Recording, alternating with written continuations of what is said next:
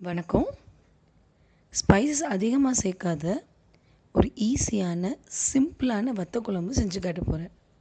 வாங்க பார்ப்போம். எலுமிச்சம்பழம் சைஸ் புளியை ஊற வைக்கும் போதே 4 கப் தண்ணி சேர்த்து ஊற வச்சு கரைச்சி எடுத்துக்கோங்க.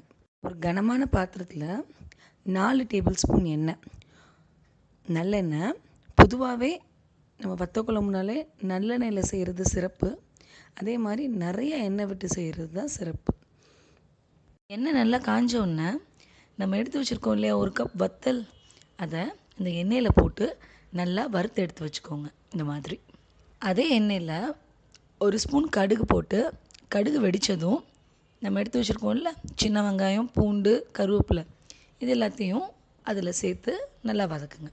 ஓரளவுக்கு இந்த சின்ன வெங்காயம், பூண்டு, கருவேப்பிலை எல்லாம் பொரிஞ்சு வந்தோடனே நம்ம எடுத்து வச்சுருக்கோம் இல்லையா சாம்பார் தூள், அதோடு நம்ம எடுத்து வச்சுருக்க மிளகாத்தூளையும் கலந்து அதில் சேர்த்து நல்லா கலந்து விட்டுருங்க. இந்த சாம்பார் தூளும் மிளகாத்தூளும் எண்ணெயில் கொஞ்சம் வதங்கட்டும். அதுக்கப்புறம் நம்ம கரைச்சி வச்சுருக்க புளியை அதில் சேர்த்து நல்லா கொதிக்க விடுங்க. பொதுவாகவே எந்த குழம்பாக இருந்தாலும் மூடி போட்டு தான் கொதிக்க வைக்கணும். அப்போ தான் மிளகா கொதி வாசம் இருக்காது. இப்போ இந்த குழம்பு நம்ம எவ்வளோ நேரத்துக்கு கொதிக்க வைக்கணும் அப்படின்னா, குழம்போட ஓரங்களில் பார்த்திங்கன்னா எண்ணெய் பிரிஞ்சு தனியாக வரும். இந்த மாதிரி இந்த அளவுக்கு கொதிக்க விட்டதுக்கப்புறம் நம்ம வறுத்து வச்சுருக்க வத்தல் அதை அதில் கலந்து மறுபடியும் ஒரு 2லேருந்து 3 நிமிஷம் நல்லா மலமலன்னு கொதிக்க விடுங்க. இடையிலே தேவையான அளவு உப்பையும் நம்ம எடுத்து வச்சுருக்க வெல்லத்தையும் சேர்த்திக்கோங்க.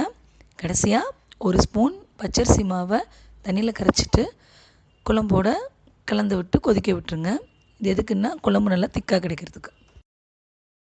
பக்கத்துக்கே சூப்பராக இருக்குல்ல, ட்ரை பண்ணுங்கள். மறக்காமல் சப்ஸ்கிரைப் பண்ணுங்கள்.